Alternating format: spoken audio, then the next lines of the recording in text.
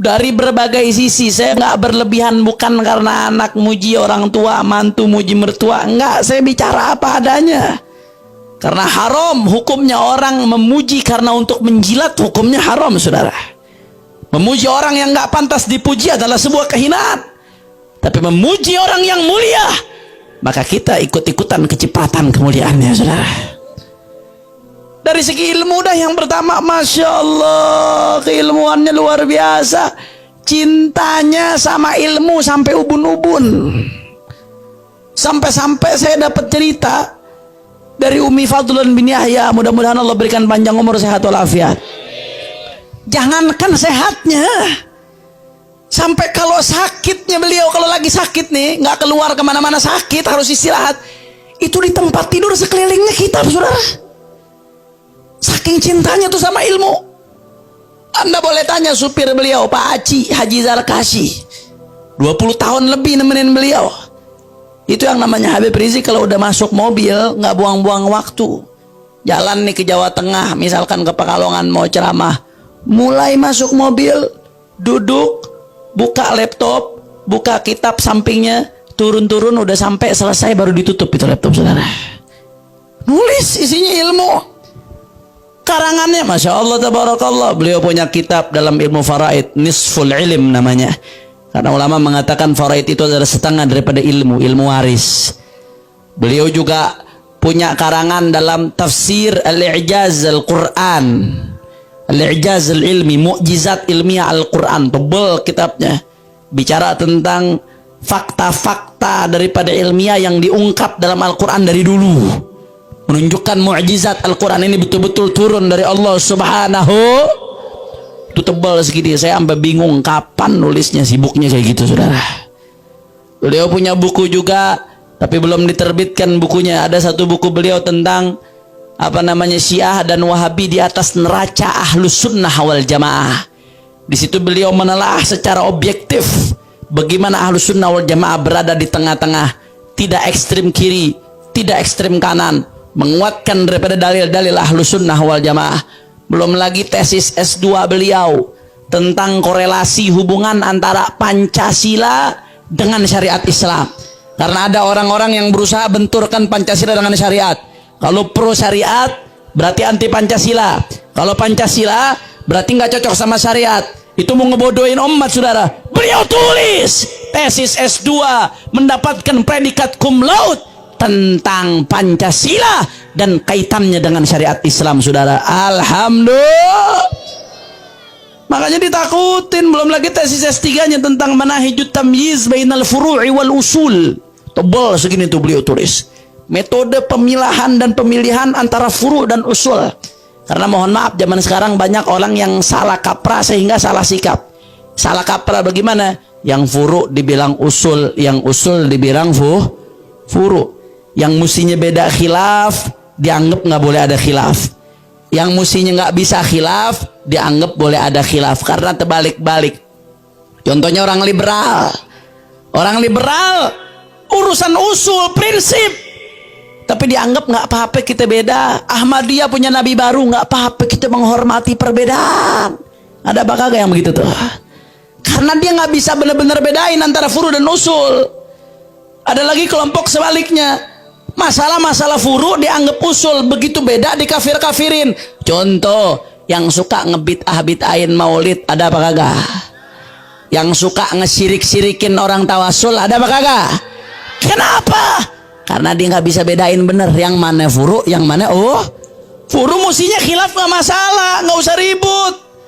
Usul sebaliknya prinsip, nggak ada sama sekali celah buat khilaf. Nah, ini salah sikap, salah memahami furu usul, akhirnya salah sikap. Orang Islam yang beda furu dikafir-kafirin gara-gara furu dianggap usul. Sebaliknya orang-orang liberal yang beda usul dianggap nggak kafir, padahal udah beda usul, saudara. Beliau tulis akhirnya disertasi S3, judulnya Manahijut Tamyiz Bainal Furu'i wal Usul. Tinggal ujian doang di Malaysia. Cuman gara-gara beliau dicekal di Saudi, seharusnya udah ujian dari kemarin-kemarin, tapi sampai sekarang belum ujian. Mudah-mudahan diberikan kemudahan oleh Allah Subhanahu wa taala. Amin ya rabbal. Jadi secara keilmuan luar biasa, cintanya sama ilmu ampe ubun-ubun, saudara. Cinta luar biasa. Mungkin saat ini saya pribadi belum menemukan dan belum melihat perpustakaan pribadi yang lebih besar dari perpustakaan beliau. Anda boleh lihat ke Megamendung, ada satu masjid, saudara, itu dari ujung ke ujung masjid isinya kitab besar, banyak. Tapi ternyata itu belum semua, itu baru kurang lebih setengah dari kitabnya Habib Rizik. Belum yang di Petamburan, belum yang di Mekah. Ini selama di Mekah nih hampir 3 tahun, baru 3 tahun lebih, hampir 4 tahun. Selama beliau di Mekah, Masya Allah, itu beli kitab sampai sekarang totalnya udah 1 ruangan besar, saudara. Baru belum ada 4 tahun tuh, saking cintanya sama ilmu, belajar dari ulama-ulama besar. Sebelum beliau berangkat ke Saudi Arabia, belajar dari Habib Ali bin Abdurrahman As-Saggaf. Sampai-sampai saya ingat waktu itu nemenin beliau ke Tanggul, Habib Rizik mengatakan kepada Habib Ali ini guru ana, kata beliau. Ana dulu ngaji sama beliau di Masjid An-Nur Petamburan. Akhirnya Habib Ali bin Abdurrahman As-Saggaf, Sayyidil Walid ketawa. Kata Habib Ali, beliau senang murid ingat sama gurunya, walaupun murid udah jadi orang besar. Kata Sayyidil Walid, man arada an yanzura ila akhlaqis salaf ma'a ustadihin falyanzur ila hadza. Barang siapa yang mau lihat akhlaknya ulama-ulama salaf dulu sama guru-gurunya, lihat akhlaknya Habib Rizik. Sampai seperti itu, saudara.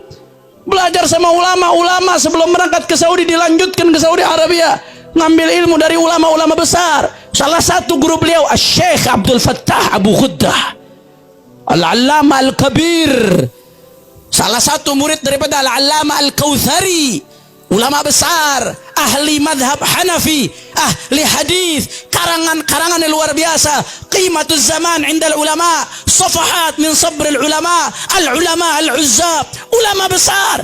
Itu salah satu guru daripada guru-gurunya Habib Rizik, saudara. Beliau juga yang saya dengar ketika beliau di Saudi, kalau lagi liburan panjang beberapa bulan, ngaji ke Abuya Sayyid Muhammad ibn Ali al-Maliki. Makanya kemarin waktu beliau ke Mekah ada videonya itu beredar.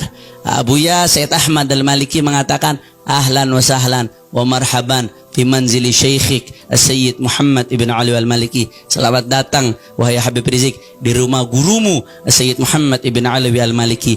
Karena waktu beliau ngaji di Saudi Arabia, ngaji di Riyadh, kalau libur datang ke Abuya Sayyid Muhammad ibn Ali al-Maliki. Beliau juga datang ke Al-Alamah Al-Habib Zain ibn Ibrahim ibn Sumit. Luar biasa. Itu baru satu tuh dari segi keilmuannya doang, belum yang lain-lain kita bahas. Mau bahas yang lain, Masya Allah, dari segi istiqomahnya, istiqomah dalam segala hal, zahir batin, bukan cuma depan orang tapi di belakang, saudara.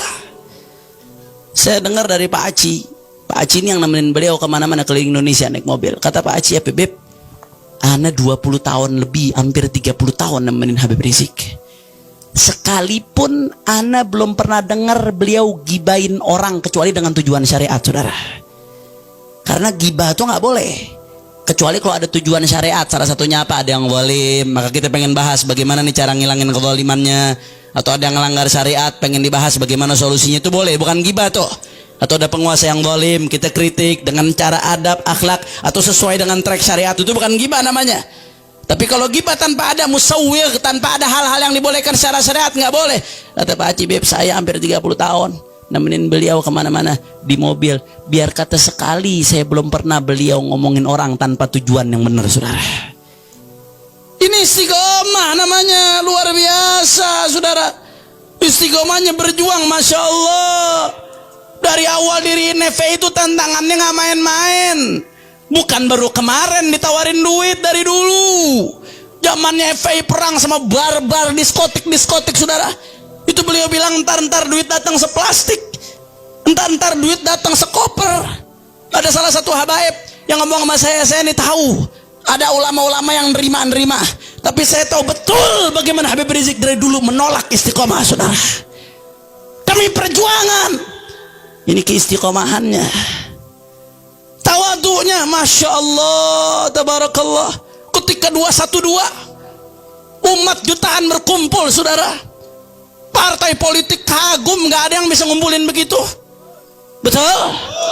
Majelis-majelis kagum. Beliau jadi pimpinan saat itu. Tapi apa kata beliau saudara di mimbar-mimbar setelah 212? Itu tujuannya tidak lain dan tidak bukan untuk menekan hati beliau saudara. Beliau ketika disanjung habis-habisan, beliau sampaikan di mimbar-mimbar, kumpulnya manusia segitu banyak bukan karena siapapun, bukan karena orang manapun, tapi semua murni karena Allah Subhanahu wa taala. Siapa yang menggerakkan hati manusia? Jawab yang kompak, siapa yang gerakkan hati manusia? Siapa yang mengumpulkan mereka? Siapa yang menyatukan mereka? Takbir. Itu beliau sampaikan di mana-mana. Beliau pernah pesan sama saya, Hanif, dan kepada menantu-menantu beliau, manakala kita berdiri di mimbar dakwah, jangan pernah kita merasa lebih mulia dari orang-orang yang ada di bawah, saudara. Saya dengar pesan ini dari dua orang. Yang pertama dari guru saya Habib Segaf Baharun, selalu beliau mengulang-ulangi kata ini. Dan yang kedua dari beliau Habib Rizik, saudara. Tancapkan dalam hati, begitu kita berdiri di mimbar dakwah, jangan pernah merasa engkau yang paling mulia, orang lain lebih rendah darimu. Enggak. Kalau begitu dakwah kita nggak bakal sampai ke kuping orang. Tapi pesan beliau, begitu kau berdiri di mimbar dakwah, pandang mereka semua yang hadir lebih baik darimu. Tundukkan itu hawa nafsu, saudara. Jangan pernah merasa sombong, jangan nyusahin orang, jangan. Ya Allah, luar biasa. Di balik kegarangannya, ketegasannya ada tasawuf yang begitu dalam. Enggak ngarep pujian beliau, enggak takut cacian. Kalau harus mengatakan AA, dikatakan apapun cacian, enggak peduli, saudara. Kalau harus melakukan sesuatu, enggak peduli pujian, enggak nyari popularitas, tapi Allah Subhanahu wa taala yang angkat. Mau bicara apa lagi? Birrul walidain, baktinya sama orang tua, yang saya dengar langsung dari istri saya. Selalu diceritakan itu sama ibunya beliau, sama ibu istri saya, sama mertua saya, Syarifah Ummana, Syarifah Fadlun.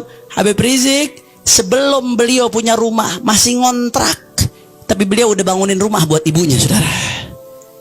Diduluin tuh ibunya, dia masih ngontrak, ibunya udah dibangunin rumah. Makanya Allah kasih keberkahan. Mudah-mudahan Allah Subhanahu wa taala jaga Allah hebatin beliau, dimenangkan perjuangannya, diistiqomahkan langkah kakinya, dan mudah-mudahan kita terus dapat keberkahan daripada beliau. Amin ya rabbal. Oleh karena itu saudara, oleh karena itu nggak rugi kalau kita berjuang di belakang ulama-ulama yang istiqamah.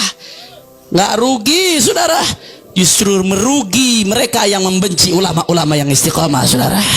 Jangan dipikir tubuh dijarot dengan dia bakar fotonya Habib Rizik malah menjadi hina, malah menjadi rendah. Jangan mereka pikir dengan difitnah chat malah menjadi hina, malah menjadi rendah. Saudara, demi Allah, semakin seorang ulama dihina, semakin seorang ulama direndahkan, demi Allah akan semakin diangkat oleh Allah dan diberikan kemenangan oleh Allah, saudara. Takbir, takbir, takbir. Maka saya mau tanya, kira-kira umat Islam siap istiqamah di bawah komando beliau? Siap terus berjuang bersama beliau? Siap ikut komando para alim ulama? Kalau nanti ada kabar Imam Besar Habib Rizik mau pulang, siap rame-rame kita jemput? Siap rame-rame kita jemput? Siap berjuang bersama para habaib? Siap berada di barisan Imam Besar? Semua angkat tangannya. Allahu Akbar, Allahu Akbar, Allahu Akbar. Oleh karena itu